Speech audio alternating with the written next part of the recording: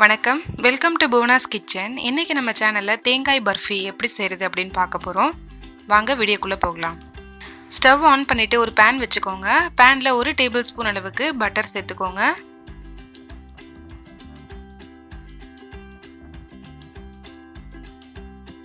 Butter நல்லா melt ஆகிடுச்சு. இப்போ இதில் 1.5 கப் அளவுக்கு டெசிகேட்டட் கோகோனட் சேர்த்துக்கிறேன்.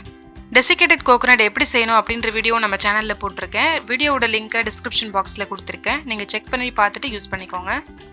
டெசிகேட்டட் கோகோனட் சேர்த்துட்டு ஒரு 2 நிமிஷத்துக்கு நல்லா கிளறி விடுங்க.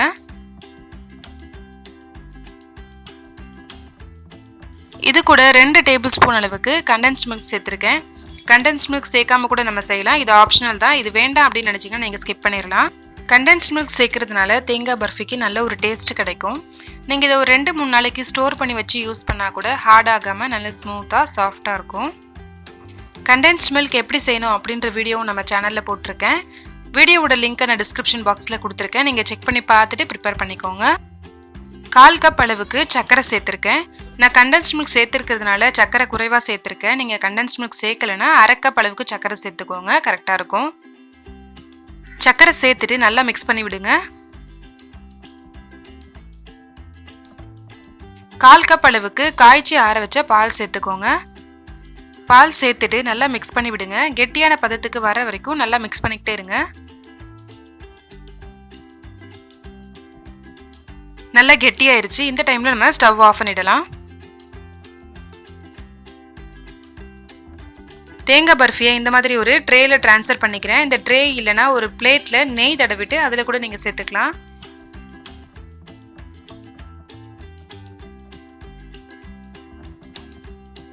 இது நல்லா ஈவனாக ஸ்ப்ரெட் பண்ணி விட்டுருங்க. இதுக்கு மேலே பொடியாக கட் பண்ண பாதாம் கொஞ்சம் சேர்த்துக்கிறேன்.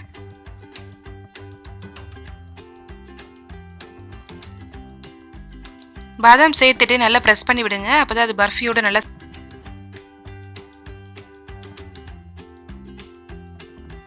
இதை அப்படியே நம்ம ஒரு 20 நிமிஷத்துக்கு வச்சிடலாம். அதுக்கப்புறமா நம்ம சின்ன சின்ன பீசஸாக கட் பண்ணிக்கலாம்.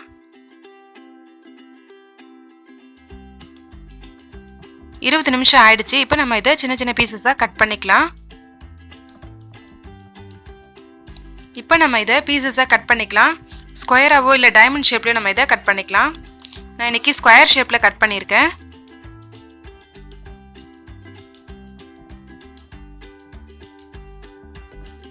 ரொம்ப சூப்பரான டேஸ்டான தேங்காய் பர்ஃபி ரெடி ஆகிடுச்சு. கண்டிப்பாக நீங்களும் உங்கள் வீட்டில் ட்ரை பண்ணி பாருங்கள். இந்த ரெசிபி உங்களுக்கு பிடிச்சிருந்ததுன்னா லைக் பண்ணுங்கள், ஷேர் பண்ணுங்கள், சப்ஸ்கிரைப் பண்ணுங்கள். தேங்க்யூ.